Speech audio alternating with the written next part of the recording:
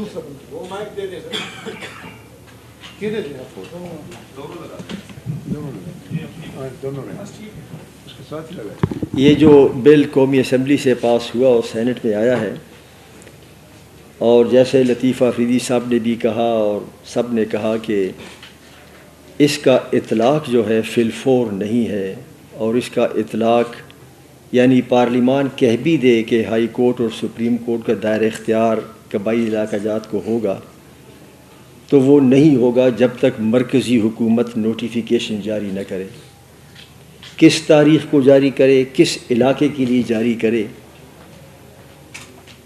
یہ مرکزی حکومت کی مرضی ہے. گویا فاٹا کے عوام جو 70 سال سے بنیادی حقوق کا انتظار کر رہے تھے، اور ان کو جو کچھ اس حکومت نے اس بل کے ذریعے دینے کی ایک کوشش کا دعویٰ کیا ہے، وہ بھی اس بات پر کنٹنجنٹ ہے کہ جب یہ نوٹیفیکیشن جاری کریں گے.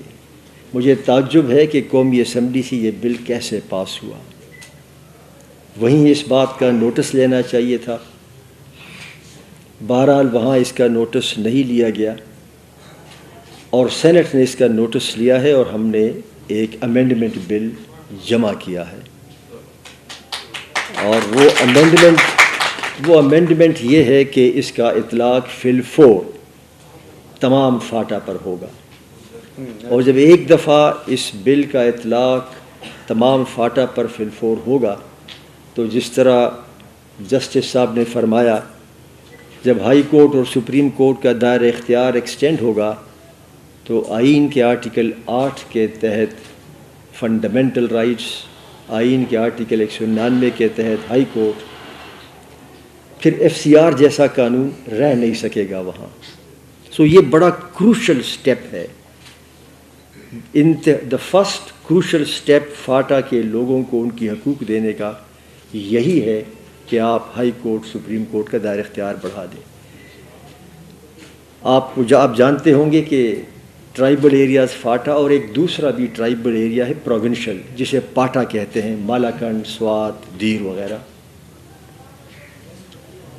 وہاں بھی 1973 میں سپریم کورٹ اور ہائی کورٹ کا دائرہ اختیار بڑھایا گیا، اور جب بڑھایا گیا تو اس میں کوئی ایسی شک نہیں تھی کہ حکومت فلاں تاریخ کسی علاقے کے لیے، بس بیک جنبش قلم through an act of the parliament تمام پاٹا کو ہائی کورٹ اور سپریم کورٹ کا دائرہ اختیار بڑھایا گیا. 50 سال گزرنے کے بعد کیا وجہ ہے، اس پر سوچنے کی ضرورت ہے. کیا وجہ ہے کہ 50 سال گزرنے کے بعد جب آپ کو پروگریسو لیجسلیشن کرتے ہیں، آپ نے یہ قدغن بیچ میں ڈال دی؟ اس کا مطلب یہ ہے کہ ضرور اس کے پیچھے کوئی سوچ کار فرما ہے.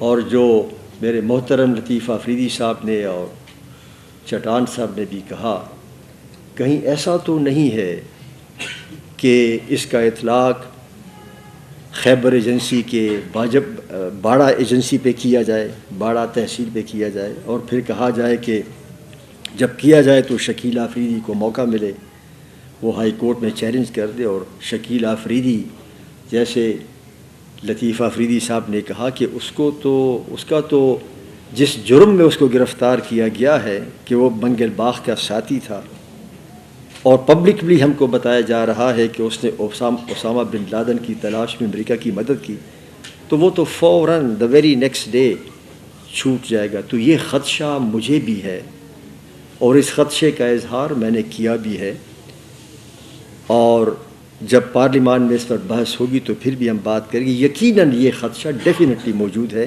کہ شاید یہ صرف شکیل آفریدی کو بالکل رہا کرو. میں ہرگز یہ نہیں کہتا کہ اس کو رہا نہ کرو، کیونکہ اس کو FCR کے جس قانون کے تحت گرفتار کیا ہے منگل باغ کا، it has no legs to stand on. اور اگر آپ یہ کہو کہ اسامہ بن لادن کی گرفتاری میں مدد دی ہے تو آپ پھر بھی you have no legs to stand on, کیونکہ اسامہ انٹرنیشنل کرمنل تھا. اینی وے، تو اس خدشے کا ازالہ کرنا بڑا ضروری ہے، اور مجھے شک ہے کہ شاید یہ وجہ اس کی ہے. ہم نے یہ بل ڈال دیا ہے، لیکن اس کے علاوہ جب یہ بل ہو جائے اس کے ساتھ ہی جو سٹرکچر ہے فاٹا کا، اور وہ یہ ہے کہ وہاں صدر پاکستان ہی کی مرضی سے کوئی قانون کا نفاذ ہو سکتا ہے۔ پارلیمان قانون پاس کرے بھی اس کا نفاذ فاٹا میں نہیں ہوگا جب تک صدر پاکستان اسے ایکسٹینڈ نہ کرے۔ ہم سمجھتے ہیں کہ آرٹیکل 247 آئین کا خاتمہ ہونا چاہیے تاکہ پارلیمان کا قانون، بنایا ہوا قانون آٹومیٹیکلی فاٹا پر نافذ ہو اور صدر پاکستان کے پاس یہ اختیار نہ ہو۔ یہ کولونیل انسٹرومنٹ ہے، ایک فاٹا، ایک ایف سی آر اور ایک مرکزیت کا اختیار کہ صدر پاکستان کو فاٹا کا انتظامی قانونی ہیڈ بنایا گیا ہے۔ تو ہماری نیکسٹ کوشش اور سٹیپ یہ ہوگی کہ آرٹیکل 247 کا خاتمہ کیا جائے، اور آرٹیکل 247 کے بارے میں ایک آئینی ترمیمی بل آلریڈی بہت پرانا پڑا ہوا ہے سینٹ میں، اس کو ہم ایکٹیویٹ کریں گے اس وقت جب پہلے یہ والا بل جو ہے یہ پاس ہو جائے۔ تو 247 is a great impediment in the way of giving the rights to the people of FATA and in the way of integrating FATA in the mainstream. ایک اور بات جو میں آپ کے سامنے رکھنا چاہتا ہوں وہ یہ ہے اور کہ پیس اور ڈیولپمنٹ فاٹا میں اس وقت تک نہیں آئے گی جب تک پیس اور ڈیولپمنٹ پیس افغانستان میں نہ ہو، اور ہمیں اس لیے کے لیے پاکستان کی جو افغان پالیسی ہے اس پر نظر ثانی کی ضرورت ہے۔ آپ افغانستان کو پاکستان کا 5واں صوبہ ٹریٹ نہ کرو۔ افغانستان ایک آزاد خود مختار ملک ہے، اور آزاد اور خود مختار ملک کی حیثیت ہی سے اس کو ٹریٹ کرو۔ اگر نہیں کرو گے اور امن نہیں آئے گا تو فاٹا میں بھی امن نہیں ہوگا، پاکستان میں بھی امن نہیں ہوگا۔ لطیف افریدی صاحب نے ایک بڑی نازک سی بات کی ہے۔ میں کہا کہ جب میں زرداری صاحب سے ملا تو انہوں نے کہا کہ جی وہ نہیں مانتے۔ انہوں نے بھی وضاحت نہیں کی کہ وہ کون تھے، وہ کون ہے، کہ وہ کون ہے۔ یہ آپ دیکھتے ہیں کہ پاکستان میں ہر ہفتے ہر مہینے واقعات ہوتے ہیں، لوگ لاپتہ ہو جاتے ہیں۔ وہ کون لاپتہ کرتے ہیں ہم نہیں جانتے، نظر نہیں آتے۔ لطیف افریدی صاحب بھی ان غیبی جو نظر نہیں آتے لیکن ہر جگہ پر ان کا فٹ پرنٹ موجود ہے، اور وہ فٹ پرنٹ ایسا ہے کہ وہ جو گاڑی چل رہی ہے اور گاڑی کے سٹیئرنگ پر کوئی آدمی بیٹھ کے ڈرائیو کر رہا ہے، پچھلی سیٹ پر نظر نہ آنے والا کوئی بیٹھا ہے، اور وائٹل کنٹرولز اس کے پاس ہیں، ایکسیلریٹر بھی اس کے پاس ہے، کلچ بھی اس کے پاس ہے، بریک بھی اس کے کنٹرول میں ہے۔ اور ایسی گاڑی جس کا ڈرائیور ایک نظر آ رہا ہو لیکن ڈرائیور کے پاس وائٹل کنٹرولز نہ ہوں، وائٹل کنٹرولز پیچھے کسی اور کے پاس ہوں اور وہ نظر بھی نہ آ رہا ہو، ایسی گاڑی سونر اور لیٹر ایک خطرناک حادثے دوچار ہوگی۔ There is no, in my mind, there is no question about this. Such a vehicle is fated, is doomed to meet a disastrous accident. تو اللہ ایسے ایکسیڈنٹ سے بچائے۔ تو لطیف افریدی صاحب آپ نے کہا کہ زرداری صاحب نے کہا کہ وہ نہیں مانتے، وہ پچھلی سیٹ پر شاید بیٹھے ہوئے لوگوں کا وہ نہ صرف نہیں مانتے بلکہ وہ نظر بھی نہیں آتے۔ This is an issue in Pakistan جو ہم سب کو، میڈیا کو، سول سوسائٹی کو، سیاسی جماعتوں کو ایڈریس کرنا ہوگا۔ فاٹا کے حوالے سے آخری بات یہ کر دوں کہ دیکھیے ان کو آپ حقوق دیں، آئینی قانونی حقوق دیں، بڑا ضروری ہے، لیکن ایک چیز دب گئی ہے اور وہ یہ ہے کہ وہاں پر ایک سسٹم ہے ٹیکسیشن کا جسے راہداری کہتے ہیں. مجھے اس کے بارے میں زیادہ علم نہیں تھا until the Minister for Saffron himself admitted. اور اس کا ایسے پتہ لگا کہ یہ معلوم ہوا کہ جس چیز کی قیمت خیبر پختونخوا میں 100 روپے ہے اس کی قیمت ٹرائبل ایریا میں 400-500 روپے ہے. پتہ لگا کیوں؟ اس لیے کہ راہداری سسٹم کے ذریعے پولیٹیکل ایجنٹ ٹیکس کا نفاذ کرتا ہے جس کا کوئی حساب کتاب نہیں ہے. اور یہ ٹیکس گورنر کے ایک حکم پہ نافذ ہوا تھا.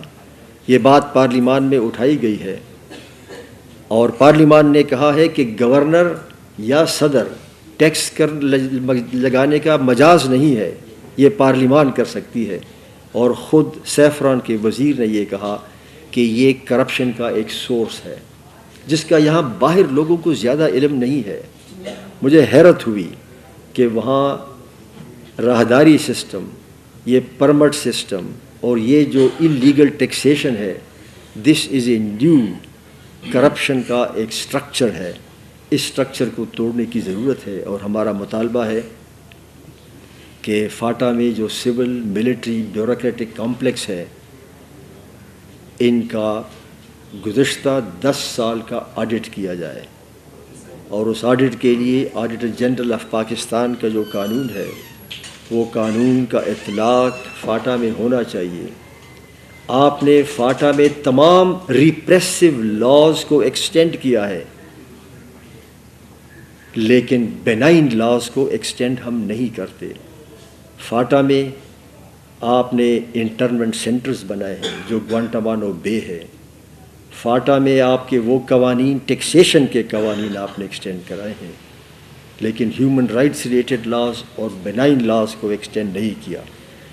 اور لوگ یہ کہتے ہیں کہ جی پارلیمان مجاز نہیں ہے قانون سازی کا. پارلیمان مجاز ہے، قانون بنا سکتی ہے، اس قانون کا نفاذ صدر پاکستان کے دستخط سے ہوگا.